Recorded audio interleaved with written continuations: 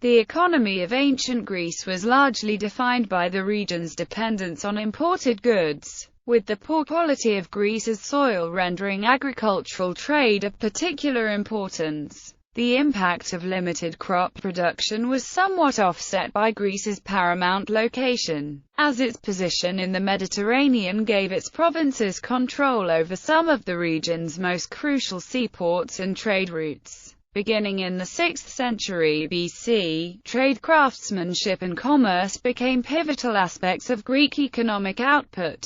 Greece lacked a consolidated, centralized economy in the modern sense of the word. There was a relative absence of contemporary phrases to describe overarching systems of commerce and trade organization, and economics was primarily understood in terms of the localized management of necessary goods. Economist Murray Rothbard, however, notes that ancient Greek philosophers were concerned with questions that would today fall under the discipline of economic theory. Agriculture. Greek soils, stinginess, or tightness, explains Greek colonialism and the importance of the Klarouses of Asia Minor in controlling the supply of wheat. The olive tree and grapevine were complemented by the cultivation of herbs, vegetables, and oil-producing plants. Husbandry was badly developed due to a lack of available land. Sheep and goats were the most common types of livestock. Woods were heavily exploited, first for domestic use and eventually to build triremes. Bees were kept to produce honey, the only source of sugar known to the ancient Greeks. Since it was so labor-intensive, up to 80% of the Greek population were employed in the agricultural industry. Agricultural work followed the rhythm of the seasons, harvesting olives and trimming grapevines at the beginning of autumn and the end of winter, setting aside fallow land in the spring, and harvesting cereals in the summer, cutting wood, sowing seeds, and harvesting grapes in autumn. In the ancient era, most land was held by the aristocracy. During the 7th century BC, demographic expansion and the distribution of successions created tensions between these landowners and the peasants. In Athens, this was changed by Solon's reforms, which eliminated debt bondage and protected the peasant class. Nonetheless, the Greek aristocrats' domains remained small compared with the Roman latifunda. The Greeks would cut down all their enemies' olive trees to deprive them of olive oil, a practice which highlights the importance that olives held in ancient Greece both as a symbol of wealth and monetary value. Crafts. Much of the craftsmanship of ancient Greece was part of the domestic sphere. However, the situation gradually changed between the 8th and 4th centuries BC, with the increased commercialization of the Greek economy. Thus, weaving and baking, activities, so important to the Western late medieval economy, were done only by women before the 6th century BC. After the growth of commerce, slaves started to be widely used in workshops. Only fine dyed tissues, like those made with Tyrian purple, were created in workshops. On the other hand, working with metal, leather, wood, or clay, was a specialized activity, and looked down upon by most Greeks. The basic workshop was often family-operated. Lysia's shield manufacture employed 120 slaves. Demosthenes' father, a maker of swords, used 32. After the death of Pericles in 429 BC, a new class emerged,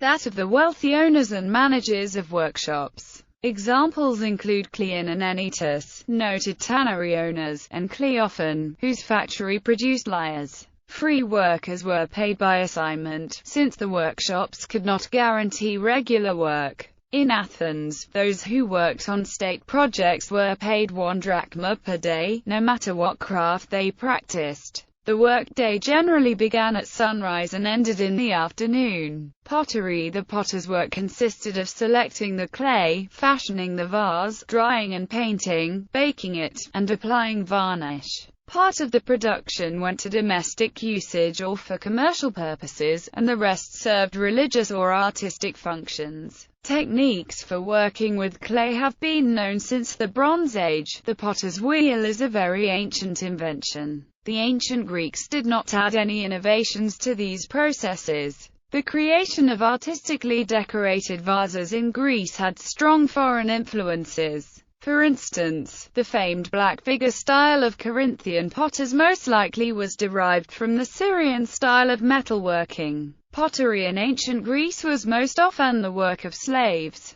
Many of the potters of Athens assembled between the Agora and the Dipylon, in the Kerameikon. They most often operated as small workshops, consisting of a master, several paid artisans, and slaves. Metalworking deposits of metal ore are common in Greece. Of these, the best known are the silver mines of Laurium. These mines contributed to the development of Athens in the 5th century BC, when the Athenians learned to prospect, treat, and refine the ore. Fortuitously, the composition of the earth below the mines rendered drainage unnecessary, an important provision given that ancient mine drainage techniques did not allow for re-excavation below the level of subsoil waters. The passageways and steps of Greek mines were dug out with the same concern for proportion and harmony found in their temples. The work was extremely difficult, due to the tunnel's depth. They were sometimes more than 100 meters. The miner, armed with his pick and iron hammer and hunched over in two, labored to extract lead ore. The Laurium mines were worked by a large slave population, originating for the most part from Black Sea regions such as Thrace and Paphlagonia. With these metals, weapons, armor tools and a variety of other goods were created. Other Greek mines include gold, Sipnos, Thassos, silver, Cyprus, Sipnos, iron, Euboea, Rhodes, copper, Chalcis, Euboea, and Cyprus. Maritime pottery. The main participants in Greek commerce were the class of traders known as imporoi. The state collected a duty on their cargo. At Piraeus, this tax was set initially at 1%, then at 2%. By the end of the 5th century, the tax had been raised to 33 talents. In 413, Athens ended the collection of tribute from the Delian League and imposed a 5% duty on all the ports of her empire in the hope of increasing revenues.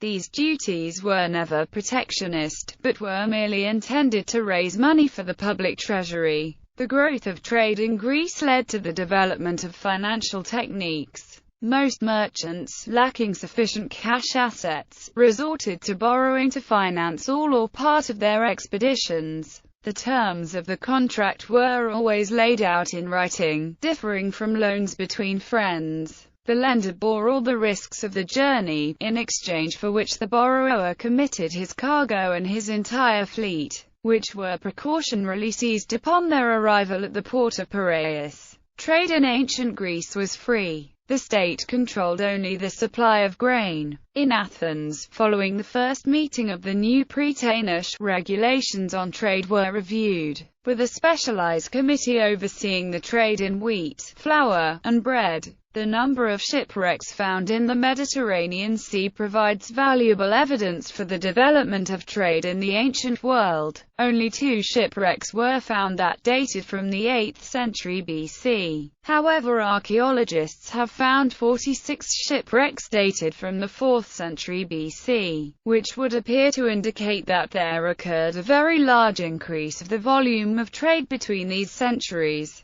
Considering that the average ship tonnage also increased in the same period, the total volume of trade increased probably by a factor of 30. Trade. Greece's main exports were olive oil, wine, pottery, and metalwork. They brought into the city pork, cheese, perfumes, glass, barley, wheat, rugs, and ivory. They traded these objects from places like Sicily, Arabia, Egypt, Carthage, and Ethiopia. Retail. While peasants and artisans often sold their own wares, there were also retail merchants known as kapaloi. Grouped into guilds, they sold fish, olive oil, and vegetables. Women sold perfume or ribbons. They paid a fee for their space in the marketplace. They were viewed poorly by the general population, and Aristotle labeled their activities a kind of exchange which is justly censured, for it is unnatural, and a mode by which men gain from one another. Parallel to the professional, merchants were those who sold the surplus of their household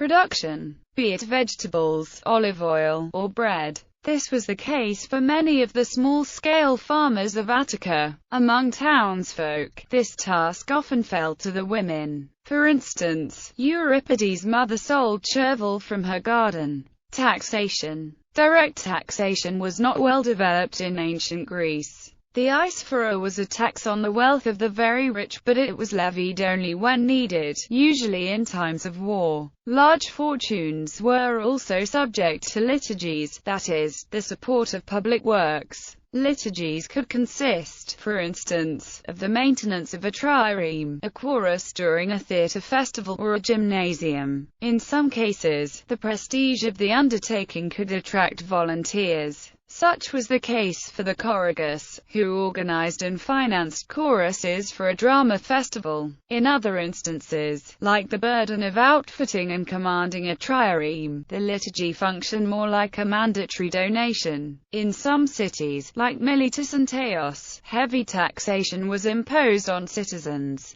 On the other hand, indirect taxes were quite important. Taxes were levied on houses, slaves, herds and flocks, wines, and hay, among others. The rights to collect many of these taxes were often transferred to publicans, or telenae. However, this was not true of all cities. Thassa's gold mines and Athens' taxes on business allowed them to eliminate these indirect taxes. Dependent groups such as the Penestae of Thessaly and the Helots of Sparta were taxed by the city-states to which they were subject. Currency. Coinage probably began in Lydia around 600 BC, and circulated in the cities of Asia Minor under its control. Early electrum coins have been found at the Temple of Diana at Ephesus. The technique of minting coins arrived in mainland Greece around 550 BC, beginning with coastal trading cities like Aegina and Athens.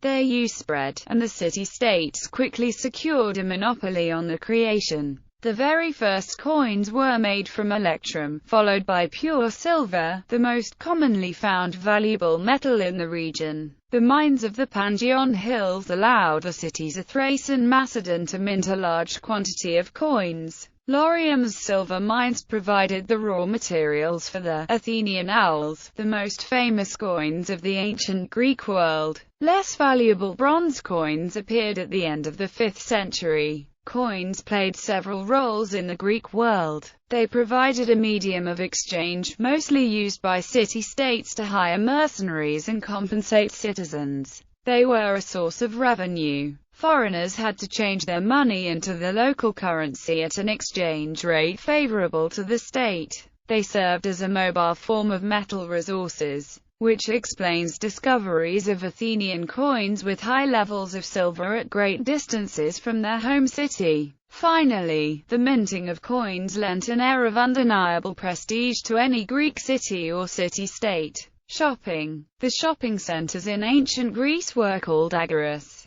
The literal meaning of the word is gathering place, or assembly. The agora was the center of the athletic, artistic, spiritual and political life of the city. The ancient agora of Athens was the best-known example. Early in Greek history, free-born citizens would gather in the agora for military duty or to hear statements of the ruling king or council. Every city had its own agora where merchants could sell their products. There was linen from Egypt, ivory from Africa, spices from Syria, and more. Prices were rarely fixed, so bargaining was a common practice. Bibliography. Scheidel, Walter, Ian Morris, and Richard P. Sala, eds. The Cambridge Economic History of the Greco-Roman World 958 pp. Sideris, Athanasios, Principles and Practice in Classical World Economy. Masaryk University. 2015. Retrieved 20 January 2015.